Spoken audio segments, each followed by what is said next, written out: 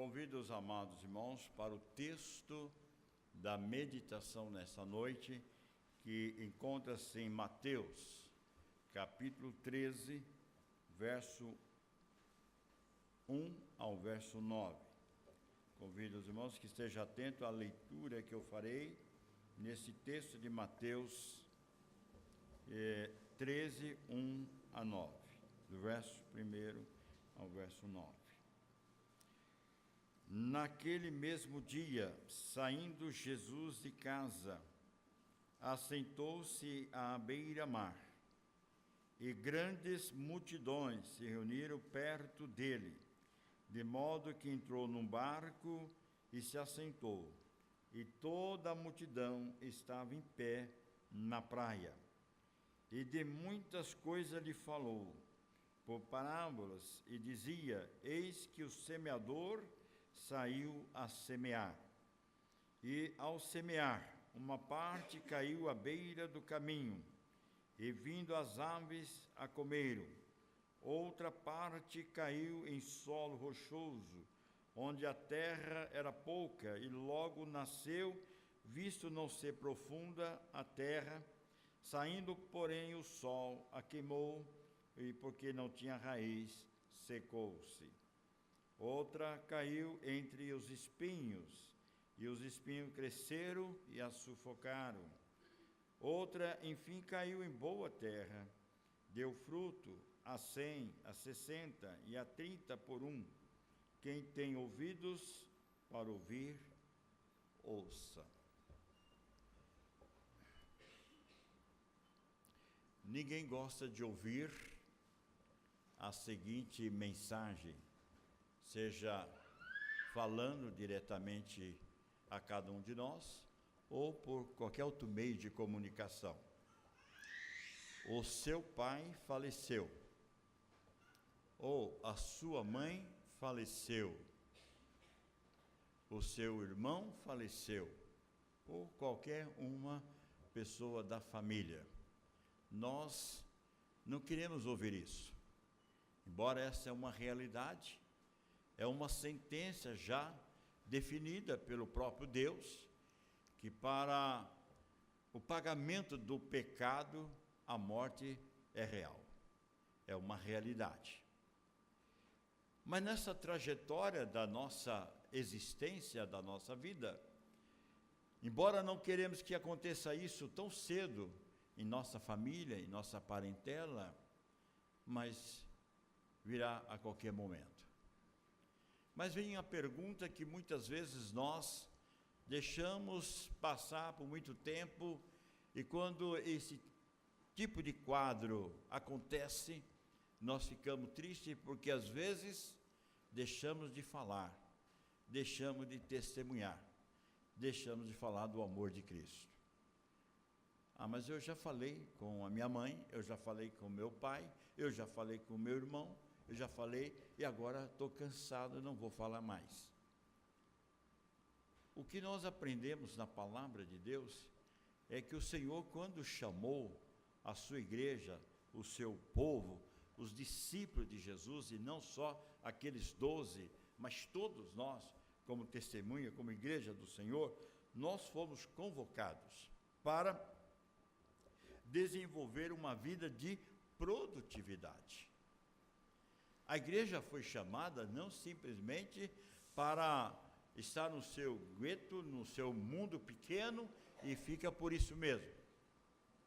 Quando isso está acontecendo na nossa geração, no nosso século 21, nós estamos aí vendo então placas de templos fechados e escrito: aluga-se ou vende-se, porque ela perdeu a dimensão do reino de Deus e a ordem imperativa do Senhor.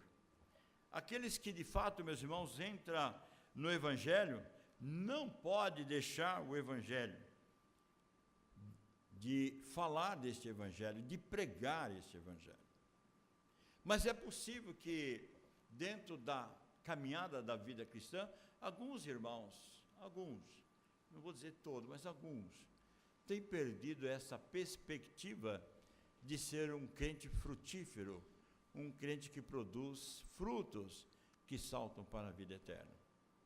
E nessa característica que o Senhor Jesus vai ensinar à igreja, aquela multidão, através de várias parábolas a seguir em diante, sobre o papel definido da igreja gloriosa de Cristo, mas ele abre esta sessão dizendo o seguinte: olha como que Deus mostra para aqueles que de fato têm compromisso com a palavra de Deus, com o evangelho da graça do Senhor.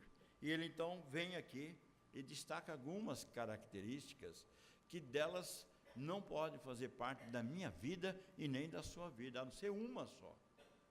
Mas ele mostra que isso é possível existir dentro da igreja, crentes que estão dentro desse segmento, embora venha caminhar algum tempo na igreja do Senhor. A semente, meus irmãos, de fato, é a palavra de Deus pregada, e o semeador é Jesus. Ele então mostra para os seus discípulos de que ele anunciou, pregou durante 3 anos o evangelho do reino de Deus, mas agora constitui a igreja a responsabilidade de pregar essa boa semente da palavra de Deus, uma vez que nós fomos comprados pelo precioso sangue de Jesus. Se isso de fato é uma realidade, é uma verdade na minha vida, na sua vida, eu não posso passar a minha existência, e você não pode passar, sem ser esse cristão produtivo. Por isso, o tema nos fala sobre este aspecto, um solo produtivo. Você precisa ter na sua vida esse solo produtivo. As pessoas que estão ao seu redor, as pessoas que estão no trabalho, as pessoas que moram próximo de cada um de nós, as pessoas que estão envolvidas conosco nos projetos mais diversos da nossa vida, precisa ver em mim e você, de que nós somos este solo responsável de produzir frutos que saltam para a vida eterna. Claro que esta obra da transformação, da mudança do coração do homem ou de uma mulher, é obra do Espírito Santo. Não sou eu e nem você que vai converter alguém, mas eu sou o instrumento, e você é o instrumento para pregar a palavra de Deus. Mas dentro desta palavra nós encontramos alguns aspectos que nos chamam a atenção, pelo menos 3 pontos que indicam a importância do ensino e da necessidade da reflexão que nós devemos ter para compreender as verdades eternas da palavra de Deus.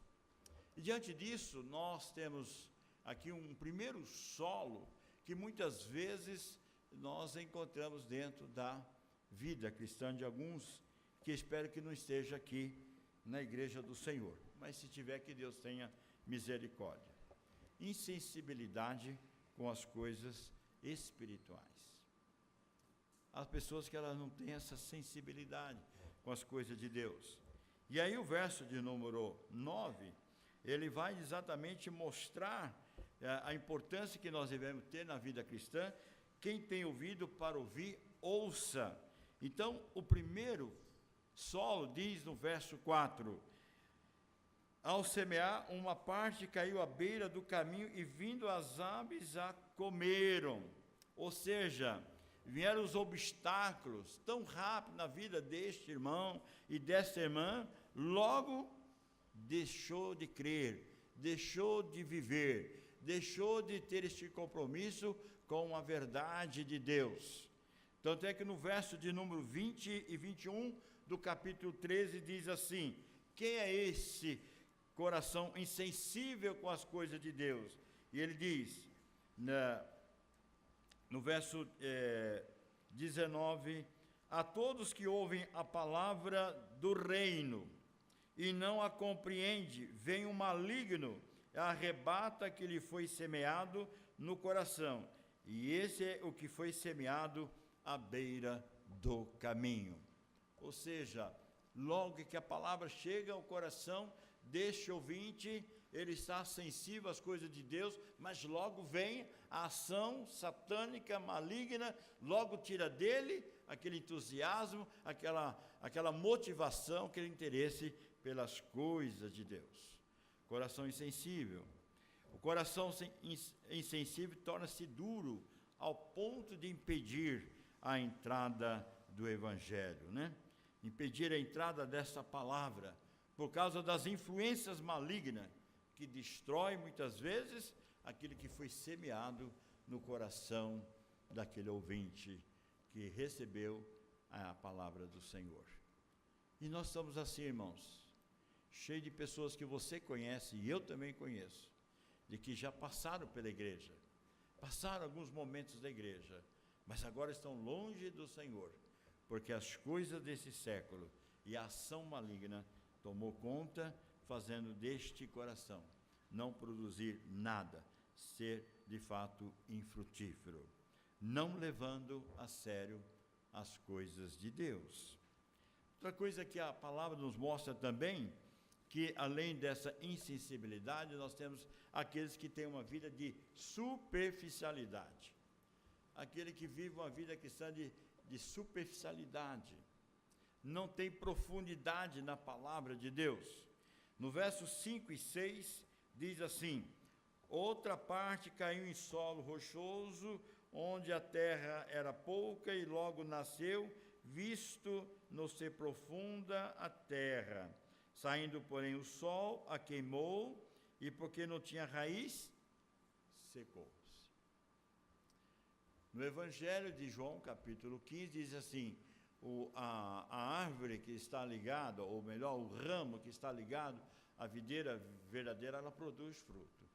Mas aquela que não está, ela é cortada. E quando ela é cortada, ela seca. Qualquer tração, de imediato, vem e tira desse ou desta vida o interesse pelas coisas do reino. O entusiasmo do Evangelho acaba rapidamente, porque as coisas fascinantes deste mundo são mais importantes para a sua vida do que pelas coisas celestiais. Quando as experiências adversas surgem também, se escandalizam e se desviam, excluindo-se a possibilidade de frutificação.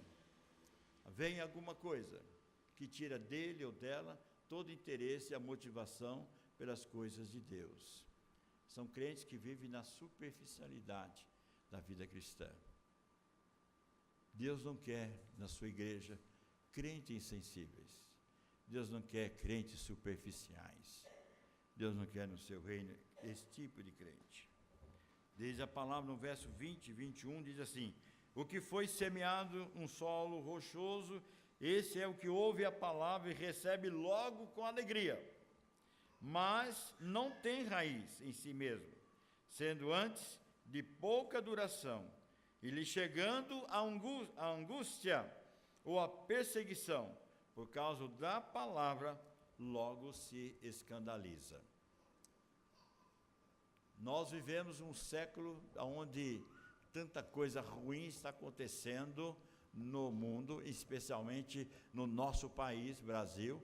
Quando você olha para os nossos políticos, quando você olha para os nossos demais diversas câmaras do nosso estado, seja municipal, estadual, federal, o Congresso, nós ficamos realmente perplexos de tantas coisas, mas nós vamos olhar para a igreja de Cristo também.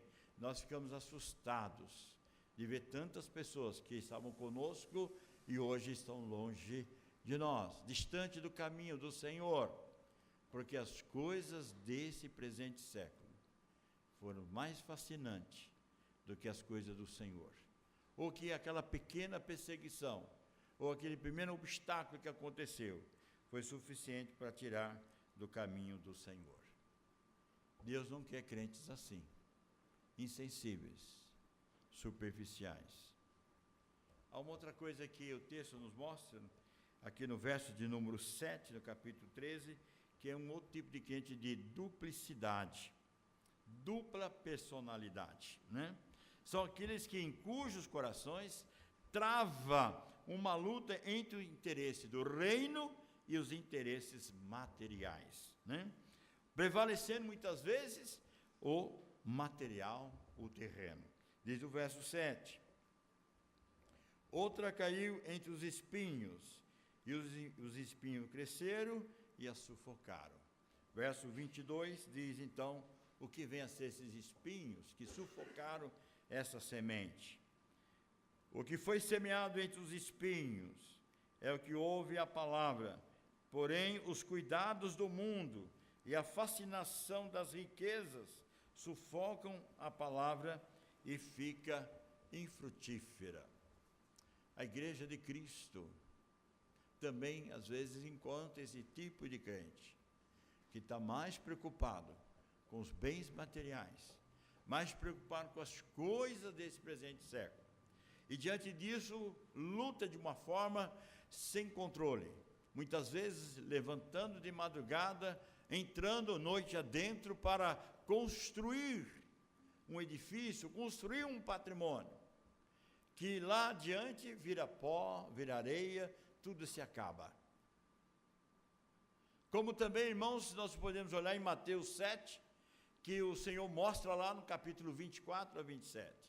Aquele que construiu a sua vida na rocha, vem a tempestade, vem as lutas, vem os vendavais, mas ela não se abala, ela permanece firme. Mas aquela casa que foi construída, aquela vida que construiu sobre a areia, vem a chuva e tudo se acaba. Irmãos, infelizmente há crentes que têm essa dupla personalidade, servir a dois senhores. No Evangelho de Mateus, capítulo 6, verso 24, diz assim, né? Nós não podemos servir a dois senhores, ou um ou outro, por certo nós aborreceremos.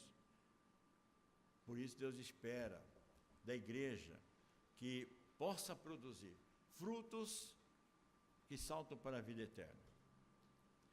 A igreja não pode ter crentes insensíveis, não pode ter crentes superficiais, e nem crente de dupla personalidade. Mas a igreja de Cristo, ela precisa estar diante desse fruto, que resume no verso de número 8. Outra, enfim, caiu em boa terra e deu fruto a 100, a 60 e a 30 por 1. Diz o verso, então, de número 23.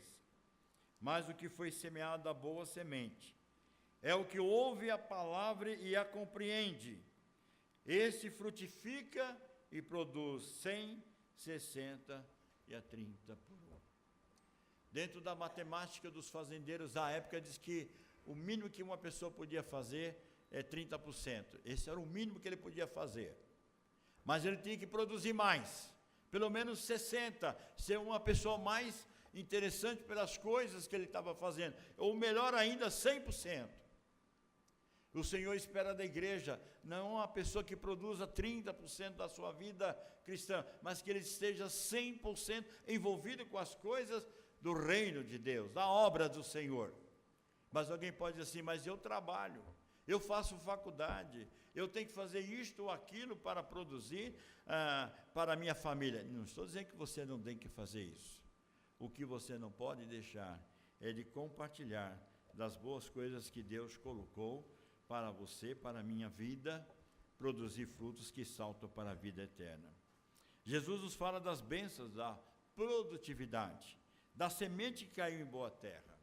E quando essa semente cai em boa terra, produz, então, frutos equivalentes para a glória de Deus, porque Deus vai usar você e a sua vida para ser instrumento dessa boa mensagem da palavra de Deus. Eu não posso ficar olhando só com o saudosismo na vida do apóstolo Paulo, que foi um pregador, foi um instrumento de Deus, que levou dezenas, centenas e de milhares de pessoas aos pés do Senhor Jesus, e que a obra do Espírito Santo foi feita na vida daquelas pessoas. Eu não posso lembrar de tantos outros personagens importantes da história do cristianismo, poderia citar vários nomes aqui, mas eu tenho que olhar para a minha vida, eu tenho que olhar para a sua vida, nós temos que olhar para as nossas vidas. E Deus espera da família da fé, da igreja do Senhor, que na trajetória da sua vida cristã, não perca a oportunidade de falar de Jesus. Porque a morte chega, e quando ela chega, e vai atingir alguém tão especial da sua vida, e quem sabe você não falou de Jesus. você não disse das boas novas do Evangelho. Você foi chamado, foi escolhido para pertencer à igreja. Uma das coisas que nós aprendemos, que uma da finalidade da igreja do Senhor, é glorificar e bendizer o nome do Senhor. É de fato falar das coisas maravilhosas, glorificar e bendizer o nome do Senhor. Mas nós somos chamados para sermos crentes frutíferos para esta grande missão que foi dada a mim e a você durante um período da nossa existência. Como é bom ouvir certas pessoas que dizem assim: eu faço parte da terceira geração da minha família que começou o Evangelho de Cristo Jesus, ou da quarta geração. Alguns anos atrás, eu recebi um convite para ir conhecer uma cidade de Governador Valadares. E chegando na estrada que vai para Governador, tive que parar numa roça, num sítio, numa cidade, num lugarejo que chama Dão Cavate. E aí entrei naquele sítio e fui em encontro de um casal idoso, e ali nós conversamos juntamente com seu filho, que era presbítero da igreja, e depois de compartilhar alguns momentos, ele diz assim: pastor, vem aqui que eu vou mostrar uma coisa para o senhor. Eu fui à janela da casa dele e ele disse assim: o senhor está olhando aí, dê uma olhada, o que é que o senhor está vendo aí? E eu, a princípio, estou vendo só mato. Olha de novo. Aí eu olhei, né? Tinha várias casas, eu não estava chegando às casas, mas tinha casa lá. Depois assim, olha de novo, pastor. E aí, tem algumas casas, muitas casas. Todas estas casas aí, elas foram alcançadas pelo Evangelho da graça do Senhor. Nesse nosso sítio aqui, para a glória de Deus, todos são salvos em Cristo Jesus. Eu e a minha esposa, o Senhor usou como instrumento de pregar a palavra de Deus. Mais tarde, conversava com um pastor em Valadares e ele disse: olha, se eu tivesse vindo a semana próxima, você ia ficar, você ia gostar. Nós vamos fazer um encontro da família Cunha. E essa família Cunha se reúne mais de 400 pastores, mais de 700 presbíteros, mais de 1000 diáconos da Igreja Presbiteriana do Brasil. Família que aprendeu a proclamar, a pregar, a anunciar o Evangelho, a começar dentro da sua casa. Meus irmãos, não tem sentido você sair pelo mundo afora, pregar o Evangelho e esquecer a sua casa. Você tem alguém perdido na sua casa? Tem alguém longe do caminho do Senhor? Comece a dobrar o joelho e orar, para que você possa ser esse solo produtivo. E na entrega da boa semente, você vê que vai produzir frutos, porque você está ligado, o seu ramo está ligado à videira verdadeira. Quando o Senhor diz que nós, ao fazermos isso, nós lembramos do texto de Atos capítulo 9, que mostra uma igreja produtiva, uma igreja que tinha paz, uma igreja que tinha conforto, uma igreja que tinha comunhão, mas uma igreja que crescia em número. Ela crescia em qualidade, mas ela crescia também em quantidade, pela obediência da entrega da palavra de Deus. Mas a igreja que não produz frutos verdadeiros, diz a palavra de Deus no verso 20, Mateus 25, verso 30, a seguinte palavra: e o servo inútil, aquele que não produz nada no reino de Deus, lançai-o para fora, nas trevas, ali haverá choro e ranger de dentes, porque Deus não chamou eu e você para sermos infrutíferos na igreja do Senhor. Eu gostaria que você vivesse mais tempo, muito mais tempo do que eu, que você possa ter muitos anos mais do que a minha vida, mas você tenha vida produtiva, Não seja insensível com as coisas de Deus. Não tenha uma vida de superficialidade, não. Não tenha uma vida de duplicidade.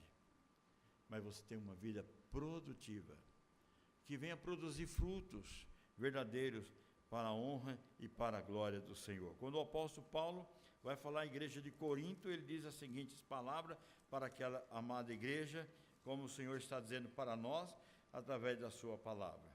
Porque importa que todos nós compareçamos perante o tribunal de Cristo, para cada um receba segundo o bem ou mal que tiver feito por meio do corpo.